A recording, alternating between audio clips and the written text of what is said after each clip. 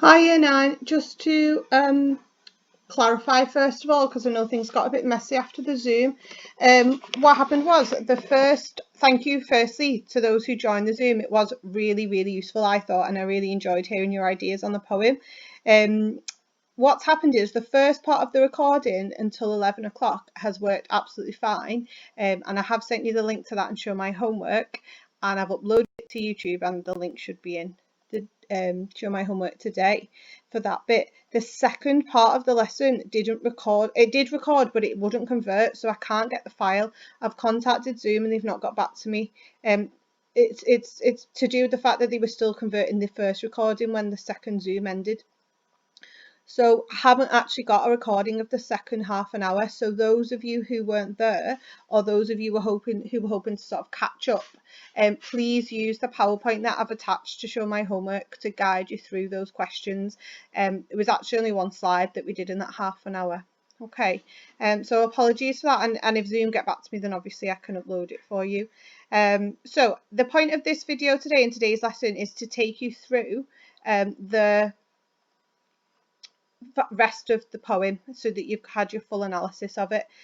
What's then going to happen is next week on Monday and Tuesday, I'll be setting two lessons on comparing the poems and bringing them all together. Now, they're really important lessons, so please don't think that because they've been left to the last week they're not important. They absolutely are. And it's just those two lessons that I'm planning for Monday, Tuesday. Thursday's lesson will be feedback. So I'm planning to go through all of your paragraphs that you've sent me, because you had a go, didn't you, at doing a one paragraph analysis of A Wife in London. That'll be coming your way next Thursday, where I'll be giving you feedback on that. So you have got until the end of this week, because tomorrow is my marking day. I'm really going to try and get all my marking done tomorrow, so please do send me, if you've written that paragraph and you've not sent it to me yet, please do send it to me, because you've got until tomorrow to get that in. Okay, so without further ado, I hate that phrase, but I've just said it anyway. I'm going to carry on taking you through the rest of the Manhunt.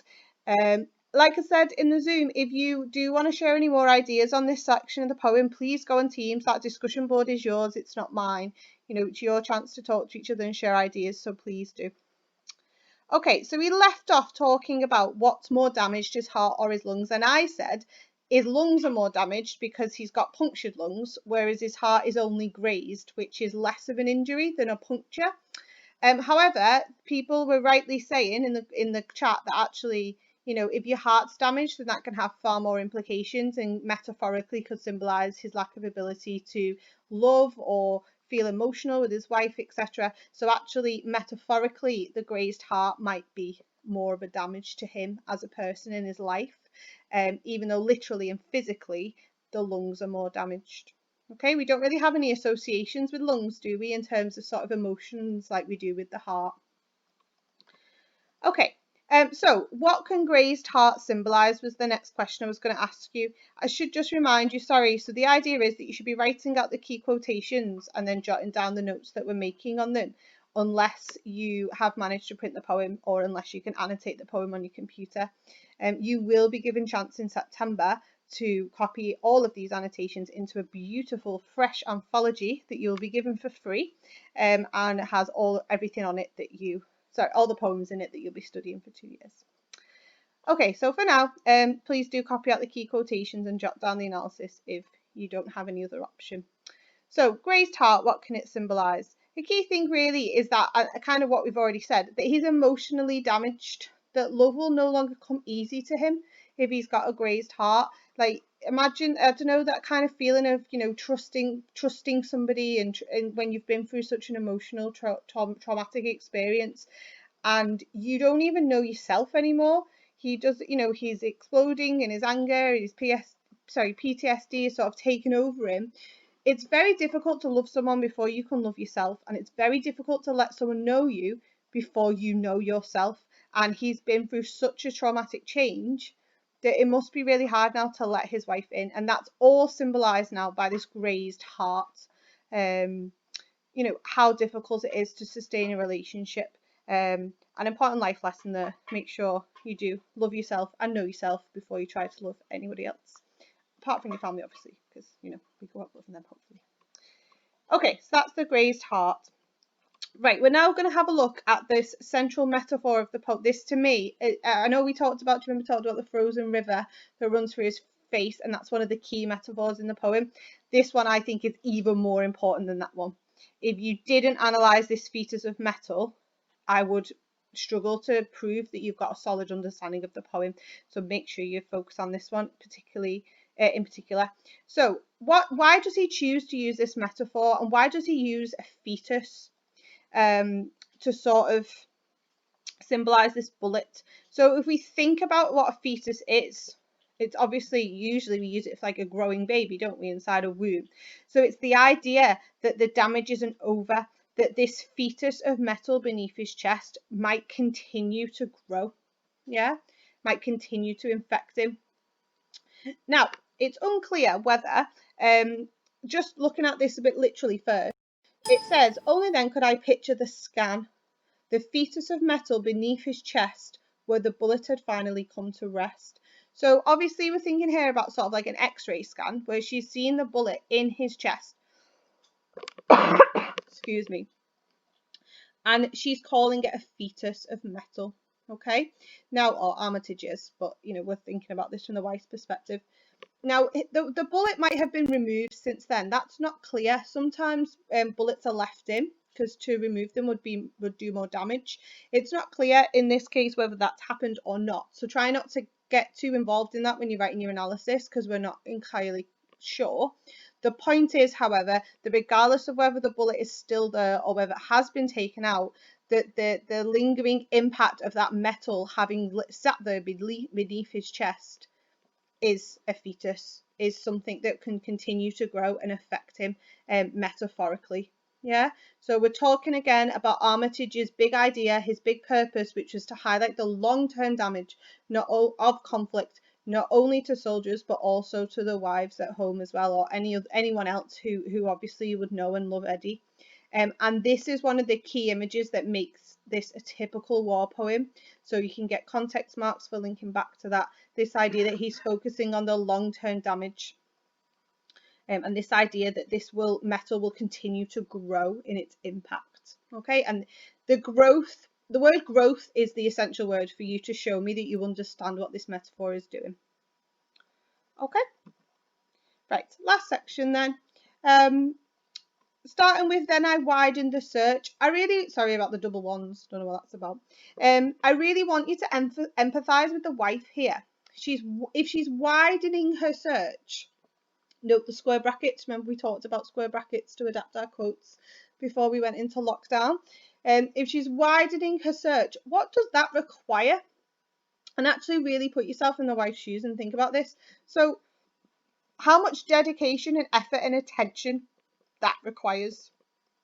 She's actively thinking all the time about what she needs to do next, where she needs to look, what's next, what else can I find out about him. There's an independence there. She's taking control of this situation. She's trying to find him very actively. This is not a passive woman. She's not kind of just waking up in the morning and seeing where the day goes and seeing what husband presents to her that day. She is actively searching for him, and she's actively widening her search. She's looking for more.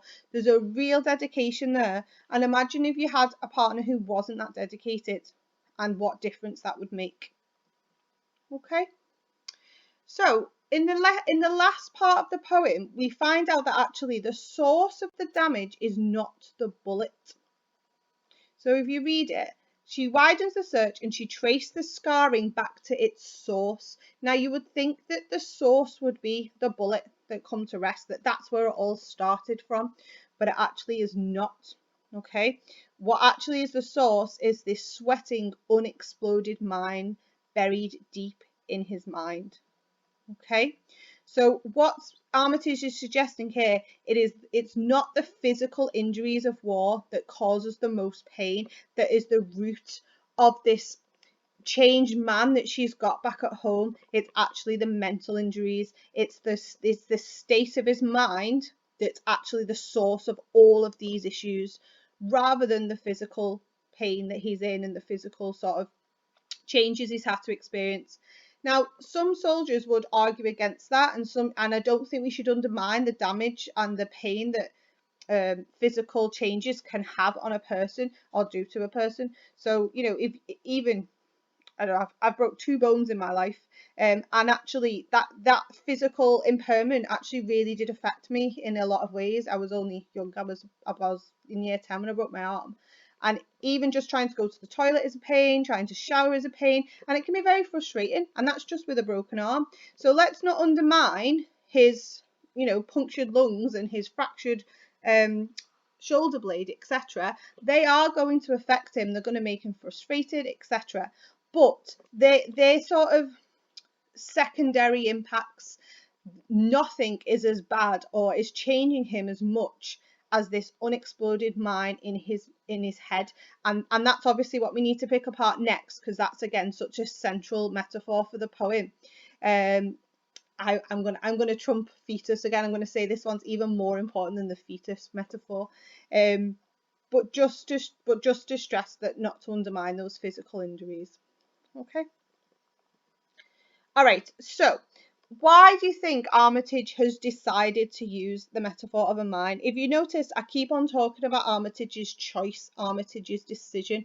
Try to use that phrase in your literature essays, because actually that shows that you have an understanding of the fact that there's a writer here who's made decisions to have certain effects and create certain meanings, and that will help you to get into the higher bands. So, why do you think he picked a mine? So, it's this idea that Eddie can explode in mood and feelings at any moment. Okay, it's not exploded yet.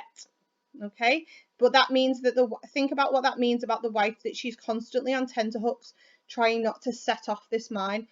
If you had to walk across a minefield, which I hope you never have to do, but if you did, think about how tentative you would be, how scared every step you take could result in an explosion. And that's a terrifying thought, isn't it? This is the situation that this wife is having to live in, day out. I wonder at this point if it's worth stopping and thinking, reflecting, who do you feel more sorry for? Do you feel more sorry for the woman in A Wife in London? Or do you feel more sorry for the wife in A Manhunt? Who do you think has got the worst deal out of this conflict that their husbands have both experienced? So worth pausing and having thinking about that and see what you think for yourself. Okay. But there's no disputing that it's very difficult for the wife. Yeah, that's a difficult thing to be around. And remember that you can't just simply remove a mine. So this is another reason why I think he's picked this really good image. And obviously mine is a great image anyway, because it's linked to war and it feels like it's all very sort of relevant, and it's and our mind did go off. So it's all like linked together contextually with what happened to Eddie. And it's a word we easily associate with war. But just think about that fact that, even not just the fact that it's so dangerous and people are scared of them, but also they can't be moved. It's so difficult to move a mine, isn't it, without triggering it and setting it off. Like, experts have to be brought in. It takes a whole, palaver to get rid of one.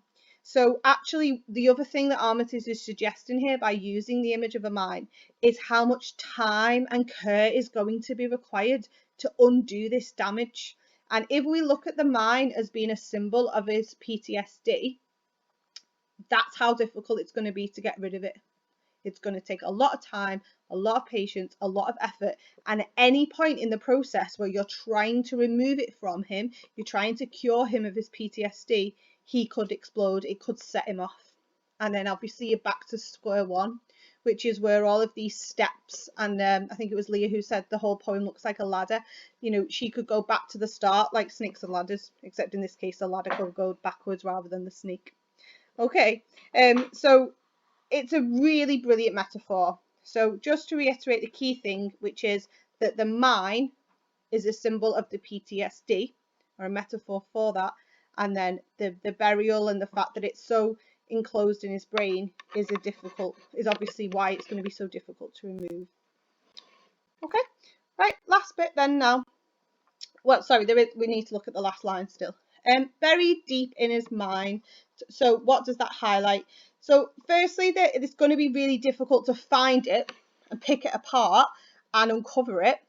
Yeah, so obviously the deeper a mine is in the ground, the harder it is to locate. And in this case, it's very deep inside his brain, which again is going to be really hard to locate. And obviously the wife is not literally going to stick a hand in her husband's head and try and find this brain, this mine. It's all about this metaphorical journey, isn't it? Trying to locate it inside him. And again, it just highlights again the long-term impact and journey that this wife is going to have to go on, and Eddie himself is going to have to go on. And remember, PTSD isn't one of those things that you can just wake up one day and say, I'm cured. You know, there will always be triggers that will affect him for the rest of his life. So the fact that it's very deep, I think, symbolizes that as well, that it's now part of his DNA. It's part, well, not his DNA, obviously, but part of his makeup, part of his physical nature, and it's just part of his sort of neurons and nerves, etc. Okay. So the other quotation that emphasizes this is this idea that every nerve in his body tightened and closed around it. So not only is it very deep, but even if you found it, it's then tightened and closed in by all of these nerves around it that are hiding it and almost protecting it and keeping it there. So that would be the equivalent of a mine under the ground that's sort of surrounded by really tough rock that would be really hard to chisel your way through to expose the mine. So tightened and closed, all of these nerves around it, it's going to be even harder to pick out. Okay. All right, guys, last line then. Remember, I did talk about this in the first lesson when we were talking about, you know, the feeling that Armitage leaves you on and that you don't necessarily feel like the wife's been successful. So how does he create the idea that there's still so much to do? And it is really in this word close. It really highlights that she's not there. She's not quite there yet. She's not actually connected with the man she used to know. And maybe she never, ever will. Maybe that's the best she can hope for, that she's close to who he used to be, because maybe you just never will be that same person again. So repetition of then, and only then really highlights how many steps she's already taken and how difficult it has been. So it's only after all of those steps that she's even close to finding him again. And by repeating then, it really emphasizes that it has taken a lot to get her there.